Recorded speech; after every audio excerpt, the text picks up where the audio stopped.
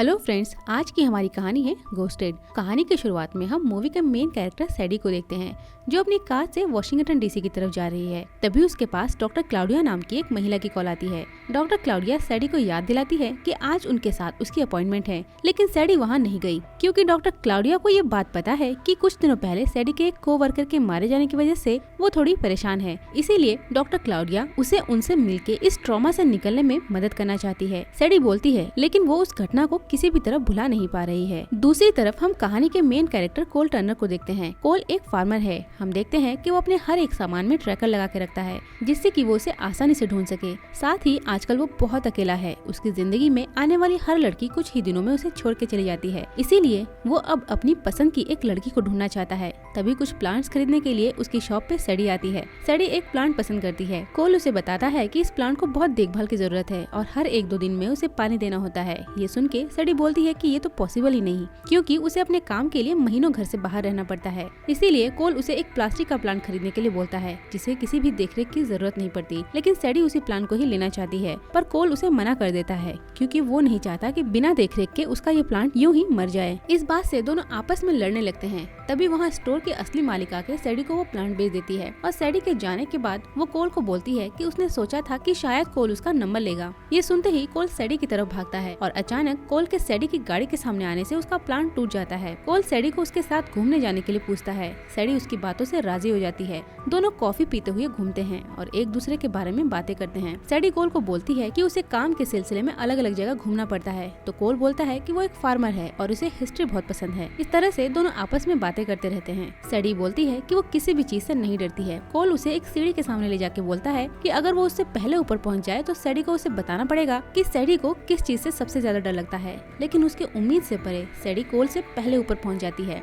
इसके बाद सैडी कोल को बोलती है कि जब वो 6 साल की थी तब उसकी माँ और वो अपने देश को छोड़ के यहाँ आए थे और इसके लिए उन्हें भूखे प्यासे तेज धूप में 5 दिनों तक समंदर के अंदर सफर करना पड़ा था, जिस वजह से वो बहुत डर गई थी। सभी लोग डर गए थे, लेकिन उसकी माँ मजबूती से डटी रही। इसीलिए वो अपनी माँ की तरह स्ट्रॉन्ग और ब्रेव होना चाहती है और तभी उसने सोच लिया था कि वो अब किसी भी चीज से नहीं डरेगी। इस तरह से काफी समय बीत जाने के बाद दोनों में नजदीकियां बढ़ने लगी और दोनों एक साथ क्वालिटी टाइम स्पेंड करते हैं। कोल बहुत खुश है क्योंकि उसे लगता है कि उसे अब अपनी पसंद की लड़की मिल गई है। वो अपनी फैमिली को इस बारे में बताता है, लेकिन उसकी फैमिली उसे सावधान करती है क्योंकि कोल सैडी के लिए बहुत डेस्परेट हो गया है। वो बार बार सैडी को मैसेज करता है। वो अपने आप को समझाता है कि वो अब ऐसा दोबारा नहीं करेगा, लेकिन वो खुद को रोक नहीं पाता। उधर सैडी की तरफ से उसे कोई रिप्लाई नहीं मिलता, जिससे कोल बहुत परेशान हो गया है और उसका अब किसी भी काम में मन नहीं लग रहा है। वो बस सैडी के कॉल का इंतजार ही करता रहता है। उसे अचानक याद आता है कि उसका इनहेलर सैडी के पास ही रह गया था, जिसमें ट्रैकर लगा हुआ है। अब क्योंकि कोल अपने हर सामान में ट्रैकर लगा के रखता है, तो उस ट्रैकर की मदद से उसे पता चलता है कि सैडी अभी लंदन में है।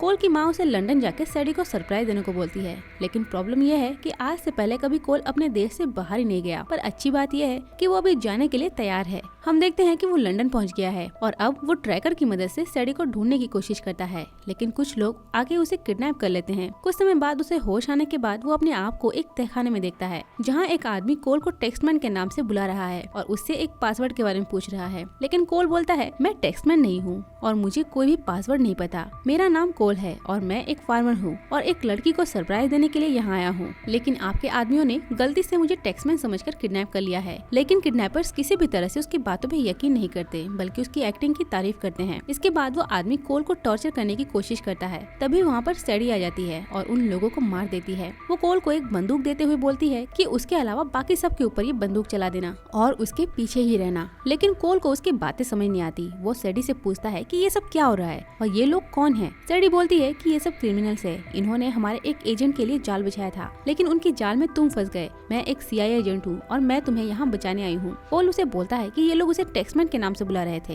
ये सुनते ही सैडी गुस्से में कोल को बोलती है कि टेक्स्टमैन इतना बेवकूफ नहीं है कि इतने सिंपल से जाल में फंस जाए। सैडी के बोलने के तरीके से कोल समझ जाता है कि सैडी ही टेक्स्टमैन है। इसके बाद वो वहाँ से निकल आते हैं। हम देखते हैं कि कोल को किडनैप करके पाकिस्तान लाया गया है और अब बहुत से क्रिमिनल्स उनके पीछे पड़ गए हैं। तभी सैडी और कोल एक बस से वहाँ से भागने की कोशिश करते हैं और क्रिमिनल्स उनका पीछा कर रहे हैं। सैडी एक एक करके उन्हें खत्म करती जाती है। इस तरह से कुछ दूर तक पहुँचने पर एक क्रिमिनल उनके बस में चढ़ जाता है। वो सैडी को मारने की कोशिश करता है। तभी कोल कोल आके सैडी को बचा लेता है। इस तरह से दोनों क्रिमिनल से बच के किसी तरह वहाँ से निकलने में कामयाब हो जाते हैं। कोल को अब समझ नहीं आ रहा कि वो अब क्या करे। सैडी उसे अपने साथ चलने को बोलती है। पहले तो कोल उसे बोलता है कि तुम झूठी हो, तुमने मुझे अपने बारे में सब कुछ झूठ बोला है।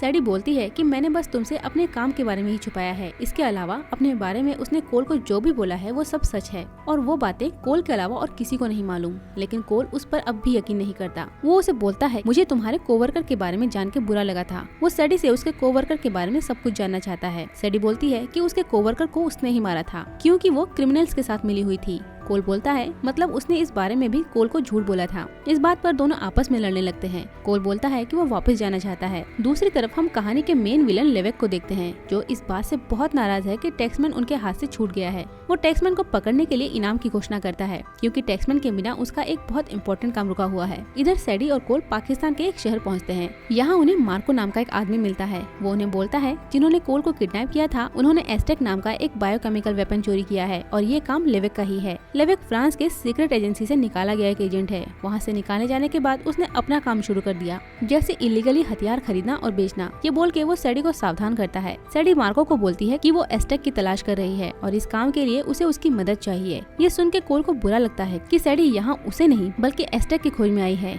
इसके बाद सैडी मार्को को कोल को वापस घर भेजने को बोलती है। तभी एक आदमी आके मार्को को मार देता है और सैडी और कोल को पकड़ के अपने साथ लेवेक के पास ले जाता है। लेकिन बीच में ही एक आदमी आके उस किडनैपर को मार के सैडी और कोल को अपने साथ ले जाता है। इस तरह से इनाम के लालच में हर कोई एक दूसरे को मार के सैडी और कोल को पकड़ के लेवेक के पास ले जाना चाहते हैं। इन सब के बीच सैडी और कोल वहाँ से बच के निकल आते हैं। हम देखते हैं कि कोल सैडी से बहुत नाराज है क्योंकि सैडी सिर्फ एस्टेक और पासवर्ड के बारे में ही सोच रही है। ये सुन के सैडी बोलती है एस्टेक एक केस में बंद है और उसे ओपन करने के लिए लेवेक को एक पासवर्ड की जरूरत है और लेवेक सोचता है कि शायद वो पासवर्ड टैक्समैन के पास है। अब क्योंकि वो कोल को टैक्समैन समझ रहे हैं इसीलिए सैडी एक प्लान बनाती है और कोल को बांध के लेवेक के पास ले जाती है। लेवेक कोल को देख के बहुत खुश हो जाता है। वो कोल को बोलता है तो तुम हो टैक्समैन, मैंने तुम्हारी बहुत तारीफ सुनी है और मैं तुम्हारी हालत समझ सकता हूँ क्योंकि कभी मैं भी तुम्हारी तरह एक एजेंट था। गवर्नमेंट तुम्हारे लिए कुछ नहीं करेगी बल्कि तुम उनके लिए काम करते हुए अपनी जिंदगी बर्बाद कर रहे हो। इसीलिए अगर अपना भला चाहते हो तो वो पासवर्ड मुझे दे दो, फिर मैं तुम्हें छोड़ दूंगा और अगर तुमने ऐसा नहीं किया तो तुम्हें पता है कि मैं तुम्हारे साथ क्या कर सकता हूँ। ये बोल के वो कोल को प्लेन से ले जाने को बोलता है। तभी सैडी बोलती है कि जब तक मुझे मेरा पैसा नहीं मिल जाता मैं कोल के साथ रहूंगी। लेवेक इस बात से राजी हो जाता है लेकिन वो प्लेन में उनके साथ नहीं जाता बल्कि अपने एक भरोसेमंद आदमी को उनके साथ भेज देता है क्योंकि अगर केस ओपन करने में कोई मिस्टेक हो गई तो वहाँ धमाका हो सकता है। साथ ही लेवेक अपने आदमी को पासवर्ड मिलते ही उन दोनों को मारने के लिए बोल देता है। प्लेन में लेवेक के आदमियों को कोल के फोन में कोल के साथ सैडी का एक फोटो दिख जाता है जिससे वो समझ जाते हैं कि वो साथ में है, जिस वजह से वो आपस में लड़ने लगते हैं। इस बीच सैडी को एक चाकू लग जाता है और वो घायल हो जाती है। कोल जल्दी से पैराशूट निकाल के सैडी और एस्टेक के साथ वहाँ से छलांग लगा देता है। हालांकि उसे पता नहीं कि उसके साथ क्या होने वाला है लेकिन किस्मत से वो बच जाते हैं। सैडी को होश आने पर वो बहुत खुश हो जाती है क्योंकि कोल ने उसके साथ साथ एस्टेक को भी बचा लिया है। दूसरी ओर जब लेवेक को इस बारे में पता चलता है कि टैक्समैन एक बार फिर से उनके हाथ से निकल गया तब वो अपने आदमियों पर बहुत नाराज हो जाता है। इधर कोल और सैडी रात में एक दूसरे के बारे में बातें करते हैं और दोनों करीब आ जाते हैं। अगली सुबह लेवेक के आदमी वहाँ पहुँच जाते हैं और उन पर हमला करके एस्टेक ले लेते हैं। अब सैडी के पास दो ऑप्शन है, या तो वो कोल को छोड़कर एस्टेक को बचा ले या फिर एस्टेक को छोड़कर कोल को बचा ले, लेकिन इस बार वो कोल को चूज करती है। तभी वहाँ CIA के आदमी भी आ जाते हैं। वो कोल और सैडी को CIA के हेडक्वार्टर ले जाते हैं। वहाँ एस्टेक को छोड़कर कोल को बचाने के लिए सैडी को कुछ दिनों के लिए सस्पेंड किया जाता है। लेकिन कोल को इस बात से बहुत अच्छा लगा कि इस बार सैडी ने कोल को चुना, पर थोड़ी ही देर में सैडी और कोल दोनों फिर से लड़ने लगते हैं। इस बीच कोल को वहाँ एक प्लांट दिख जाता है। वो उन्हें बताता है कि अमेरिका में इसका प्लांटेशन हजारों सालों से किया जा रहा है लेकिन सिर्फ खाने के लिए। लेकिन एस्टेक के लोग इस प्लांट की पूजा करते हैं। इसका मतलब इस प्लांट का जेनेटिक सीक्वेंस ही है असली पासवर्ड। अब क्योंकि एस्टेक दोबारा लेवेक के हाथ लग गया है तो CIA उसे हासिल करने के लिए पासवर्ड का एक पार्ट लेवेक को देने का प्लान बनाती है और इस काम के लिए वो कोल का इस्तेमाल करना चाहते हैं क्योंकि लेवेक कोल को असली टैक्समैन समझता है और इस तरह से लेवेक को उन पर भरोसा हो जाएगा। कोल भी उनकी बात से राजी हो जाता है। उधर पासवर्ड का एक पार्ट CIA की तरफ से लेवेक को मिलता है। तभी उसके पास एस्टेक का एक बायर आ जाता है। अब मजबूरन लेवेक को CIA का ऑफर मानना ही पड़ता है। हम देखते हैं कि CIA ने कोल और लेवेक के बीच एक बहुत बड़े रेस्टोरेंट में मीटिंग अरेंज किया है। साथ ही कोल की सुरक्षा के लिए उन्होंने कई सारे फील्ड एजेंट्स को भी तैनात किया है। लेकिन लेवेक ने चालाकी से CIA के सारे फील्ड एजेंट्स को मरवा दिया है और कोल को भी इस बात की जानकारी मिल गई है। एक CIA एजेंट कोल को वहाँ से भागने के लिए बोलता है लेकिन कोल अब इस मिशन को जारी रखना चाहता है क्योंकि उसे यकीन है कि अगर कोई प्रॉब्लम आई तो सैडी उसे बचाने जरूर आएगी। लेवेक अपने अपने बायर के साथ वहाँ पहुँचता है। वो कोल से पासवर्ड पूछता है। कोल बोलता है कि वो यहाँ से अमीर बन के जाना चाहता है क्योंकि लेविक की बातों ने उसे ये सब सोचने पर मजबूर कर दिया है। लेविक उस पर बंदूक रखते हुए बोलता है, तुम मुझे पासवर्ड दोगे या नहीं। तभी वहाँ सैडी पहुँचती है और इस तरह से सभी को पता चलता है कि सैडी ही है असली टैक्समैन। वो एस्टेक बायर को $10 मिलियन के बदले पासवर्ड भेज देती है। इससे बौखलाकर लेविक सैडी को मारने की कोशिश करता है। सैडी उसे बोलती है कि उसने अभी भी लेविक पर $10 मिलियन का इनाम रखा है। उसी समय वहाँ मौजूद सारे किलर्स लेविक पर अटैक कर देते हैं, जिससे वहाँ बहुत भगदड़ मच जाती है। कोल और सैडी मिलकर लेविक के आदमियों से लड़ने लगते हैं। इस बीच लेविक एस्टेक के बायर को मार के उससे एस्टेक्स छीन लेता है। अब लेविक सैडी को मारने की कोशिश करता है। तभी कोल सैडी को बचाने के लिए आता है और सैडी चालाकी से लेविक को रेस्टोरेंट से नीचे गिरा देती है, लेकिन उससे पहले वो उसके हाथ से एस्टेक छीन लेती है और इस तरह से सैडी और कोल ने एक साथ मिलकर इस मिशन को कंप्लीट कर दिया है। सीन चेंज हो जाती है। हम देखते हैं कि सैडी कोल की फैमिली के साथ लंच कर रही है और अब वो अपने हर मिशन के बीच कोल के लिए समय जरूर निकालती है। और इसी के साथ ये मूवी यहीं खत्म होती है। तो फ्रेंड्स, कैसी लगी आपको ये कहानी कमेंट में जरूर बताएं और साथ ही ये बताना न भूलें कि इसके बाद आप कौन सी कहानी की मूवी को सुनना चाहेंगे। अगर आपको हमारा एक्सप्लेनेशन अच्छा लगा हो तो वीडियो को लाइक, शेयर एंड सब्सक्राइब जरूर करें। मिलते हैं एक और मजेदार कहानी के साथ। तब तक के लिए बाय बाय।